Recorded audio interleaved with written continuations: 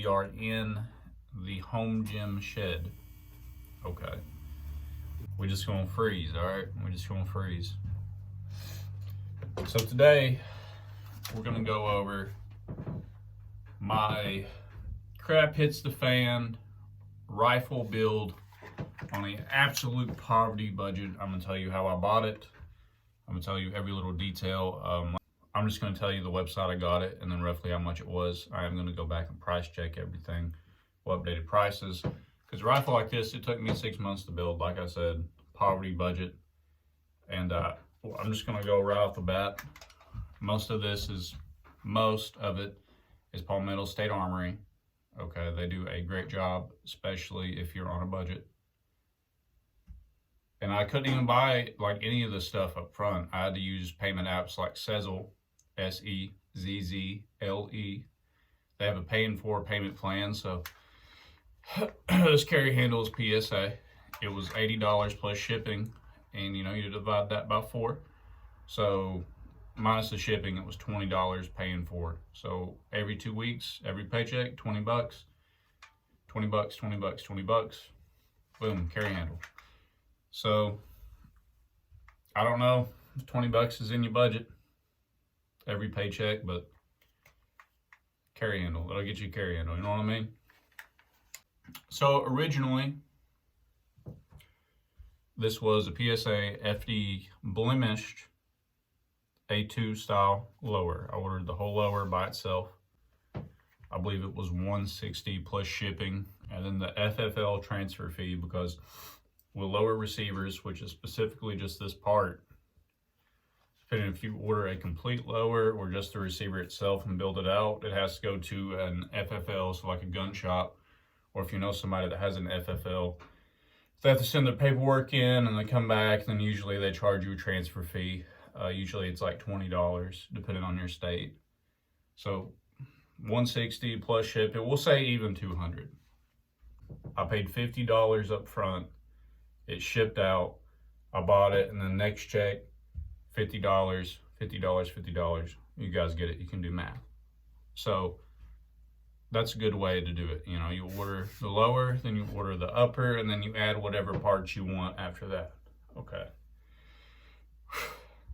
So, like I said, this was FDE blemished. That's how much it was. This grip right here, this is the over-molded Hogue grip. I love the rubber. I love the feel. I love the angle. A lot of people like the straight up and down grips.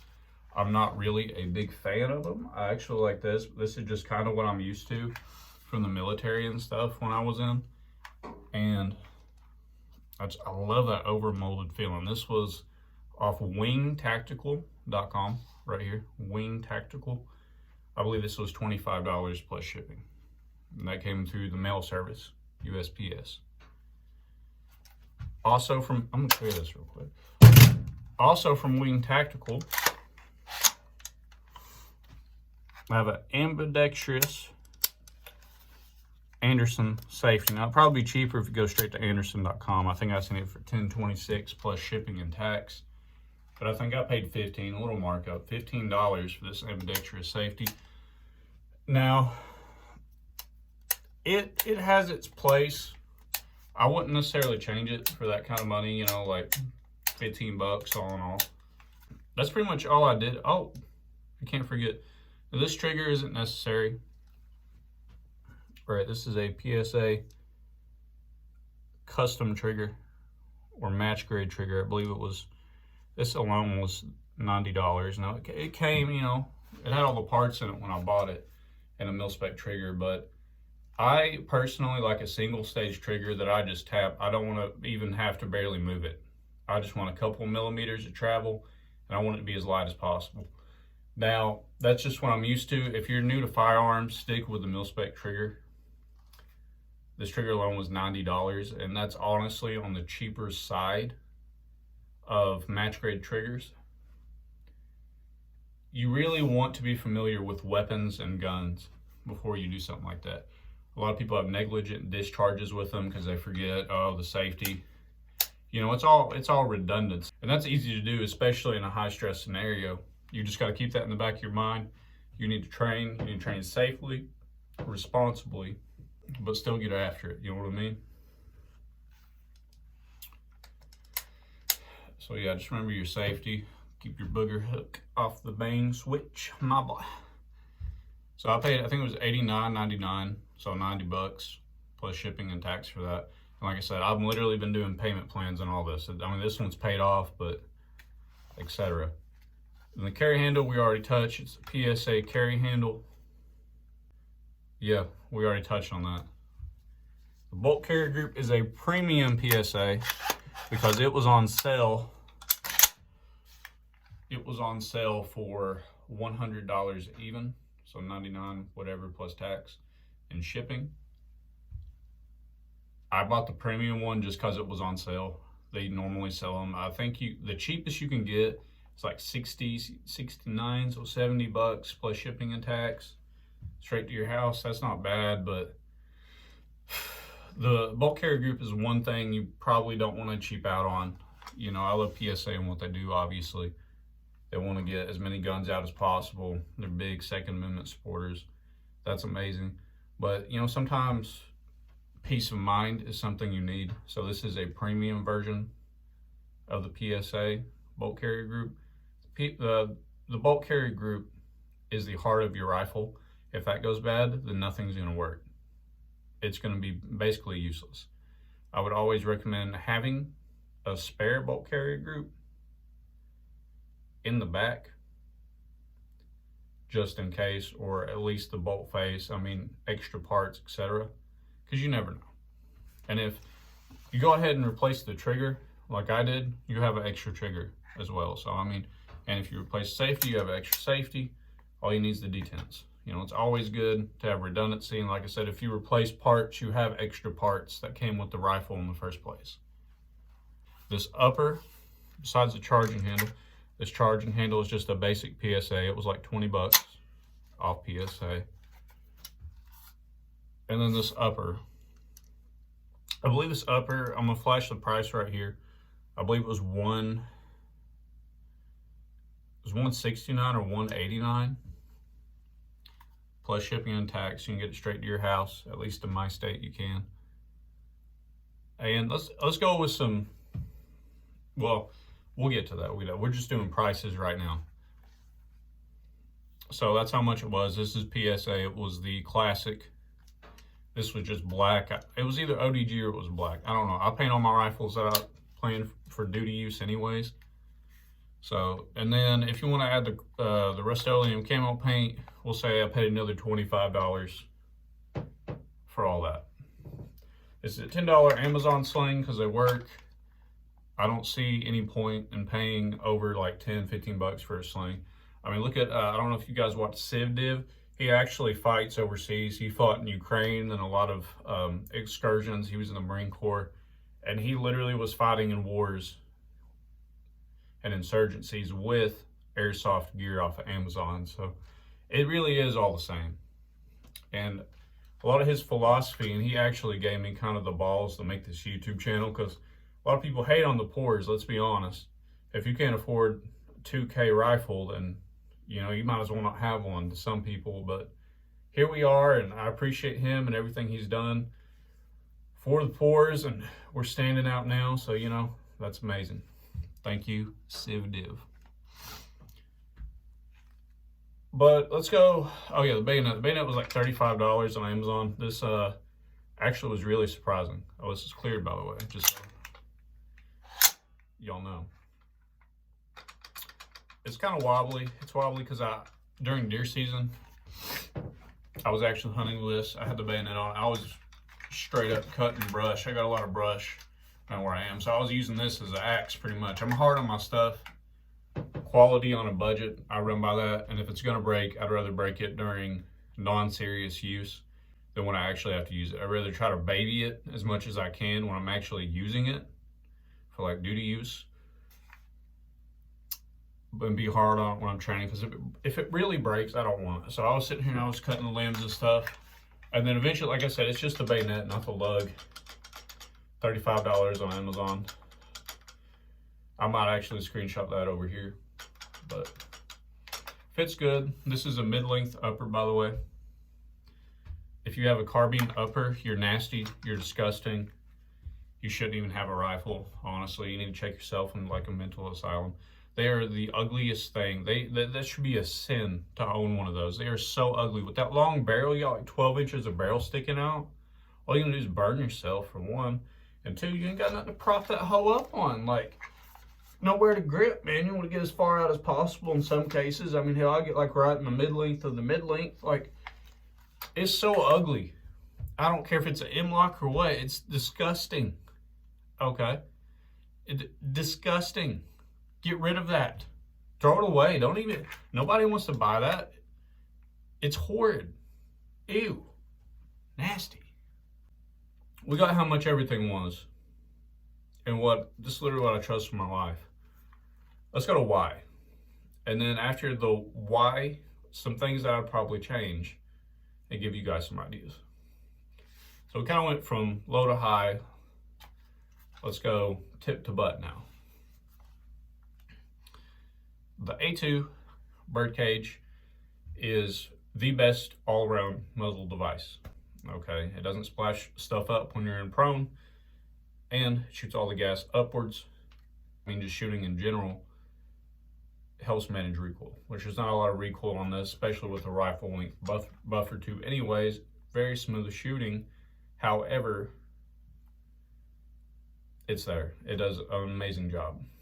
16-inch barrel, because you can't get no shorter unless you do a pistol build. We'll get into that later. Bayonet, like I said, I chop brush and stuff, but honestly, a bayonet, if you got a lug and you ain't got a bayonet, bro, you ain't a man. Like this, I know, look, you might hit me with facts. The last bayonet was used, I believe it was 2009. It was either Iraq or Afghanistan by a British soldier. That was the last bayonet charge. But don't hit me with them facts, bro. What's facts is this is badass. What is cooler than a sword shaped like a rifle? Nothing. This is amazing. This is bayonet trance hypnotics right here, okay? Get a bayonet. Get a bayonet. Get a bayonet.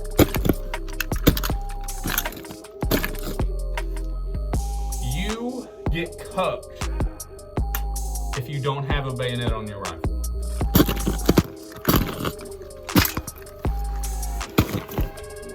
It's facts. Look again. Get a bayonet. Look how pointy and lengthy that is. Look at it. You just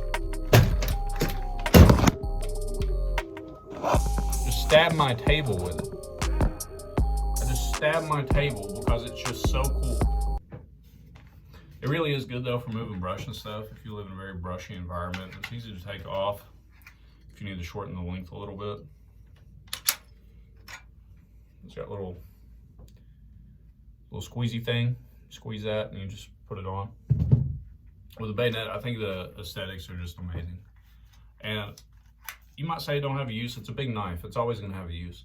And to me, there's nothing more badass than a last stand, even if you get shot up, man. Just running in there and just trying to stab somebody in a house or something. That is badass.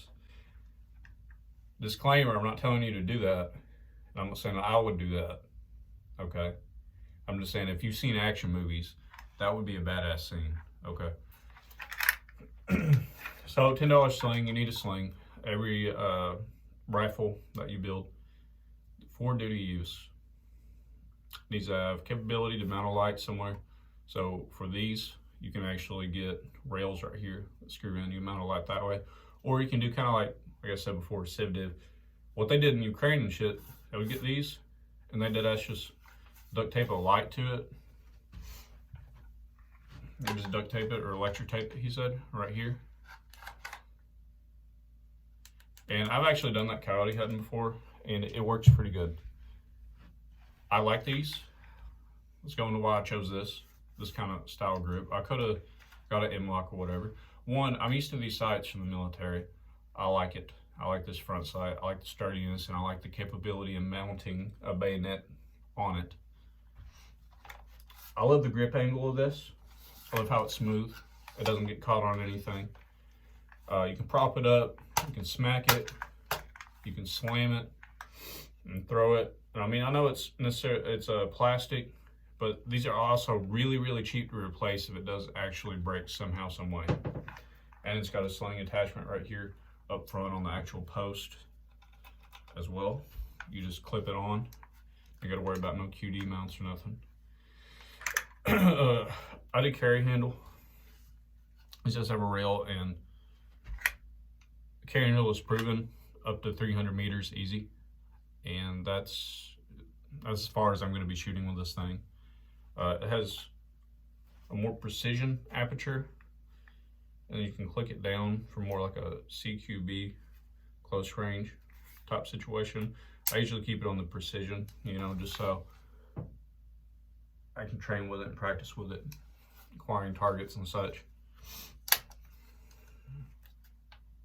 So there's that. Like I said, it was $80, but iron sights are good. Iron sights are amazing at what they do. People have been using them for years. Are there better options out there? Possibly, but like I said, we're on a budget, and this $80 carry handle is better than any of the $80 red dots out there, and that's 100% facts.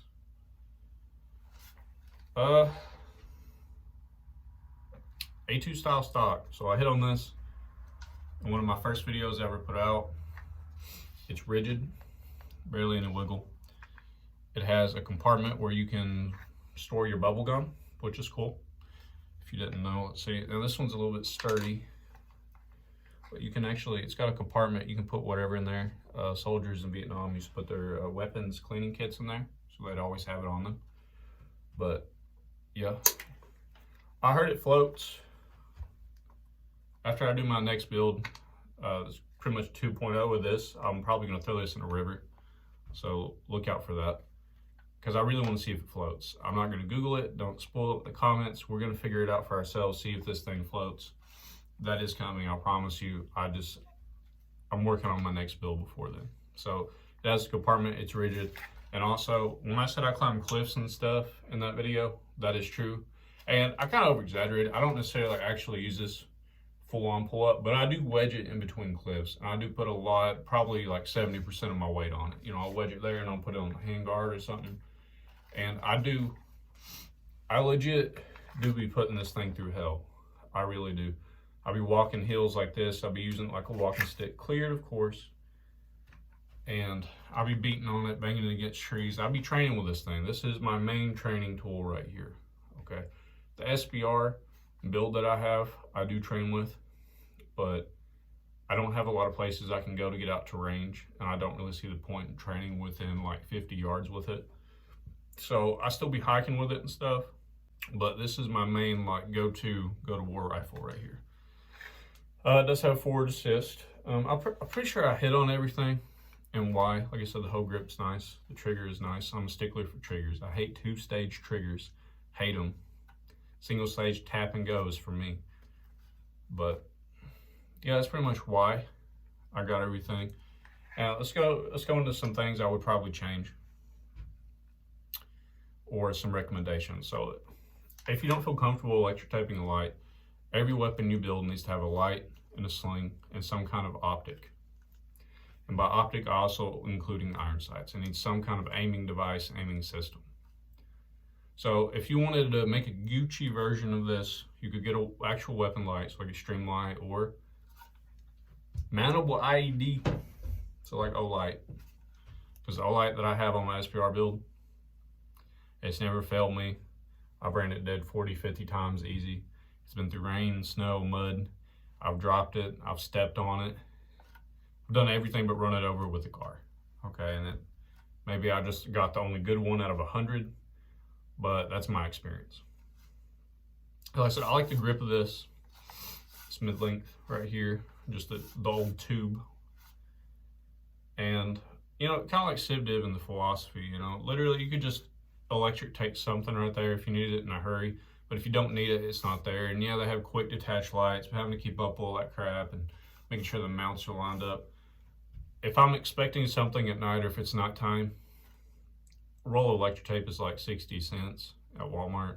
Stock up on that and just do that. If you wanted to have a dedicated mount for a light, like I said, you can, this front sight post, they make them, I mean, you can get them on Amazon, just Loctite them. They're rails that go right here. I might actually go ahead and get some of those just in case, but you can mount a light like that. Now, if you really strictly against this, you could get an M-LOK upper. You could get a quad rail upper. I would still recommend this sight just because it's battle proven and the bayonet mounting capability. But if you didn't want to do that, I mean, that's up to you. I'm just saying what I got and what I use and what I'm comfortable with. Okay. I do think there's advantages to using this. It acts as a gas block, a bayonet mount, a sling mount, and a front sight all in one. So if you decided to get one or the other later on, this is all in one. Carry handle, like I said, it's battle proven. Some changes would be, it actually has a hole up here and you can get a rail to put up here. And you see everybody, all the big gun tubers now talking about high-rise optics because they don't want to have to get down on the cheek weld. They just want to be able to look through it and fire like this, barely rest, and they're not getting down on the cheek weld. They're just, you know, faster target acquisition and use for night vision. Delta Force actually back in the day, back in the HISA, like the 90s, use shorter versions of these with that same rail mount on Amazon I was talking about for like 15 bucks. Of course, you want to Loctite that too. And you can't, the bad part about that is you can't use the iron sights with the optic, but it's just one screw. You can unscrew it if you need to, if your optic goes down. But if you wanted to slap an optic on this and keep the carry handle, you could do that. Like I said, it makes a rail, mounts right here. There's a hole right here. You stick the bolt down through, and you just tighten it up real good. Then you use your optic. And that's literally like, basically if you're using the carry handles iron sights, it's pretty much a free high-rise mount right there. Faster target acquisition and use with night vision. I like it, carry handle gang. So that's some changes I would probably recommend. That's not what I'm gonna do. Like I said, I'm not gonna do anything to this thing. I might get the optic mount later. Just test that out for you guys, and the light mount, test that out for you guys. Just Loctite it up real good. Some changes, straight changes. So this ain't recommendations. We're going to changes I would make, or some things I don't necessarily like about it. Well, the PSA, it is kind of wobbly right here. Now you can put, I've seen people put like skateboard tape. I have a little bit of electric tape right here. I know that sounds wild, don't it? See how it wobbles? I don't like that. Now there's ways against that. They make like little ramps right here to do that. You know, to each his own. A little rattle never hurt nobody. It still functions flawlessly and fine. For a rifle, I feel like this is simple and it's perfect. But if you wanted to go to like an SBR territory or a pistol, that would honestly probably be better. It depends where you live. A lot of this is dependent on your situation where you live. But if you wanted to go down to like a 14.5, what the military uses on their M4, that would probably be, if you're looking for something like this, that would probably be the best bet. Or a 13.7, probably go down all the way to like 11.5 or a 12-inch barrel. But besides making it shorter, I think this is perfect for what it is. I think 16-inch barrel is good. But like maneuvering out of cars and stuff, so if you're ever training and you want to use this as like a truck gun or something, or you want quick access to it, you have it in a closet, especially with the bayonet on it, that just adds another 4 or 5 inches. It kind of makes it a little bit unwieldy. Just long. That's it. It's just long. You know, with the collapsible buttstock, that would help a little bit. But besides it being long and the ability to not even CQB, you can do CQB pretty good with this if you know what you're doing and you're staying a little bit back. But besides it just being a little bit long, man, I mean, honestly, it's pretty much perfect. I really wouldn't change like anything with it. You know, you might want to add a light and the optic. But for budget, this is pretty good. I've never really had it fail on me or anything. without user error. But I'll see you guys next time on the mountain. Peace.